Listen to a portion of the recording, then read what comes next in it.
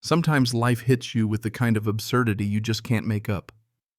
One minute you're standing barefoot on your own porch, coffee steaming in your hand, admiring the field your grandfather left you. The next, you're staring at a battalion of orange plastic flags and a tent city sprouting up overnight like you've been drafted into a war nobody told you about. And if you think that's something out of a sitcom, trust me, the punchline only gets weirder. Name's Kevin Larson. I'm 41, mostly keep to myself, been shaping wood and living quiet out here in southern Minnesota for as long as I remember. 7 acres of grass, trees, and sky, a patch of earth my family's poured decades into. The kind of place where the sun sets in a riot of color over the lake and the world feels big and private. I guess I got comfortable thinking peace was permanent. My mistake. For years, my neighbors 2 blocks over Sunny Ridge, living the kind of HOA that names their streets after wildflowers nobody's seen in these parts, ran their little kingdom. Faux Mediterranean houses, lawns trimmed like they're prepping for a parade, rules for mailbox height, the whole 9 yards. I kept to my side, they kept to theirs. No, BBQ invites no newsletters in my mailbox, and I liked it just fine that way. I always figured as long as I minded my own business, the world would leave me alone. Turns out some people just can't stand a patch of untamed land existing out of their reach. The warning sign came small. Blue car camera out the window snapping shots at my tree line. Probably a nosy realtor, I thought. Or maybe someone cataloging dandelions. I wish I'd trusted my gut. Next morning, the invasion hit full force. Imagine stepping outside and finding your field dotted with orange flags, a big white tent set up like a circus, a folding table stacked with clipboards and cones, and here's the kicker, a sign reading Sunny Ridge HOA Recreation Zone members only. 2 guys in reflective vests were out there rearranging cones as if they'd just been told to prep for the Olympics. My jaw nearly hit the porch. I put my coffee down and walked out, bare feet crunching gravel, trying to keep my voice level. Excuse me, what's happening here? The taller one flashes me a customer service smile. The other, chunkier, holds out a tablet. Mr. Larson. We're from Sunny Ridge, HOA. We've designated this field as a recreation area for our summer program. It's part of our new community integration map. You're welcome to stay, of course, but you'll be billed $1,200 a month for shared use. I stared. You mean my land? He nodded, not missing the beat. Technically, yes. But under transitional overlay guidelines, it's now community-adjacent zoned for recreation. Totally legal, sir. I laughed loud and long just to make sure I was awake. You're joking. Nope. Handed me a laminated invoice with today's date, QR code, the works. Due upon receipt. The other guy tried to play nice, swearing they'd sent a notice. Certified mail 3 weeks ago, he insisted. Maybe so. I never saw it. And even if I had last time I checked, trespass wasn't something you could approve by mail. Actually, he says real smooth, your property was marked as community adjacent in the survey update. That's when the reality hit. They weren't confused. They were counting on me not fighting back. The anger hit me like a freight train. I stormed back inside, boots crunching the earth, adrenaline making my hands shake. And right there next to my keys was my old drone remote. Up went the drone. What I saw made me sick. Cars tense, music blaring, strangers all over my field. Kids running wild, trash already piling up. This wasn't just a misunderstanding. It was a hostile takeover with yoga mats and jazz. I recorded everything. Sent it all to my lawyer, Mrs. Grayson, sharp, unflappable, the kind of person who makes city officials sweat just by saying good morning. She dug through the legal muck while I unearthed every deed and survey I owned. All of them said the same thing. This land was mine, no exceptions, no overlaps. Then Grayson found the twist. Sunny Ridge HOA had filed a boundary adjustment, not yet reviewed, not approved, just filed and forgotten. Their whole takeover was built on paperwork that hadn't cleared a single city desk. They gambled I'd never notice. That night I hammered a plywood sign into the middle of the field. Private land, not part of HOA. Trespassers will be photographed and billed.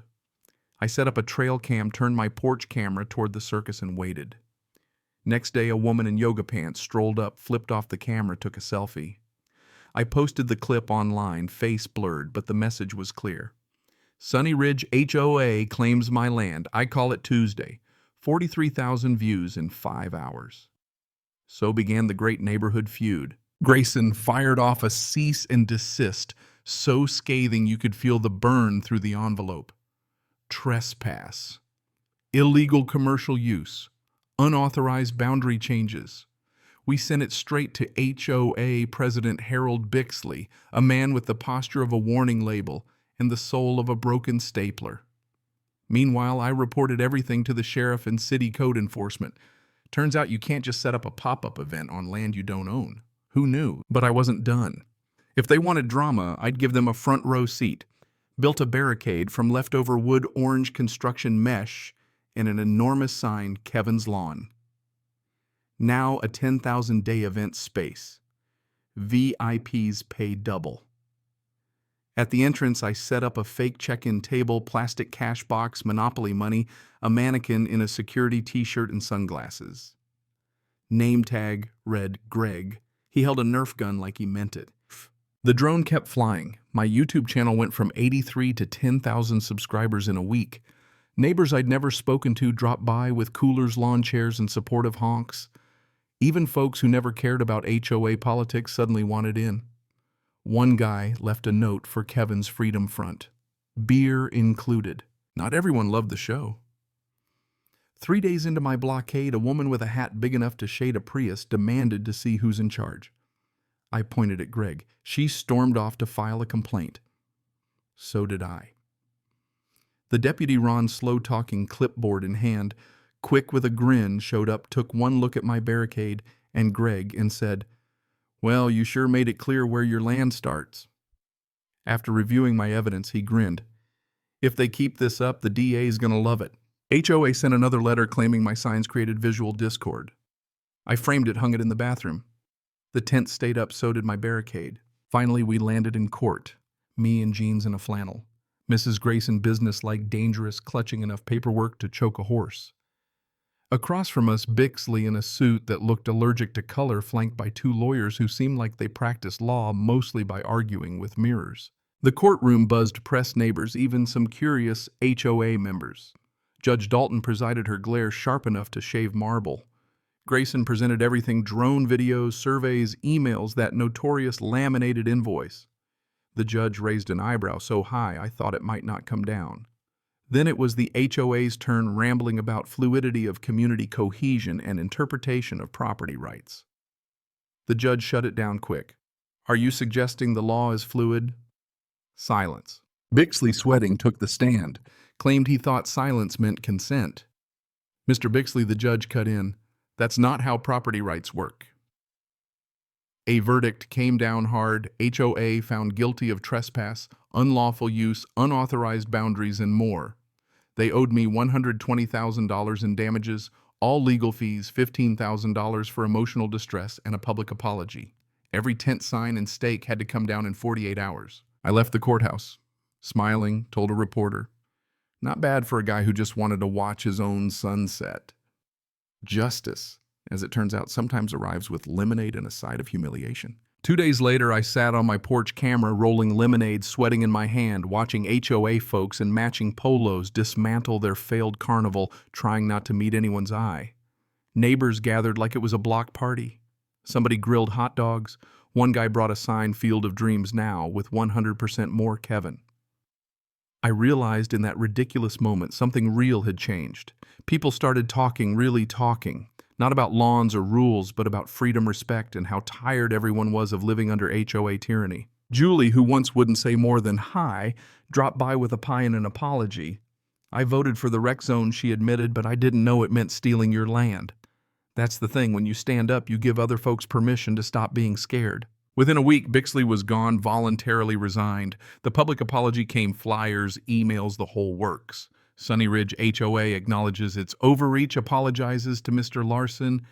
That flyer's framed next to the invoice in my bathroom. Best bathroom reading I've ever had. But you know what? The real prize wasn't the check or the plaque. It was the peace that followed. My field, wild and untouched, was mine again. Neighbors dropped by with coffee. Teenagers offered to mow my grass for free. The couple across the street invited me to poker night.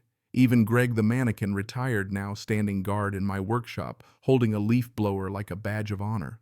3 weeks after the last tent was gone, I decided to celebrate the only way that felt right: fire, meat, and sarcasm. Flyers went out for the not-so-community cookout. Free food. No bylaws. Bring your worst HOA horror story. 70 people showed up, kids running barefoot, laughter echoing across the field.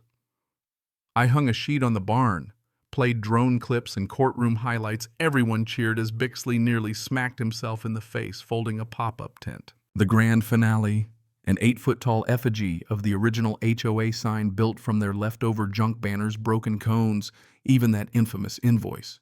We set it ablaze. Someone cranked. We didn't start the fire. And for a minute, all that nonsense burned away. A little girl tugged her mom's sleeve. "Why are we burning the big sign?" Her mom answered, "Because Kevin won." I stood there surrounded by people who finally felt like neighbors and realized this fight wasn't just about land. It was about saying enough to people who think rules are more important than respect. So here's my question. When does enforcing order become crossing a line? How far should we let people, organizations, neighbors, anyone decide what's best for us without our say? Maybe you've got your own HOA story. Maybe you think I was right, or maybe you think I just made it worse. I want to hear it. Tell me, where's the line between keeping peace and keeping power? Drop your story or your thoughts below. Because at the end of the day, this isn't just about fields or fines or even victory. It's about what we're willing to defend and who we become when we finally do. And if you ever find yourself facing down a clipboard army, just remember, sometimes a drone, a plywood sign, and a little neighborly courage are all it takes to win back the sunset.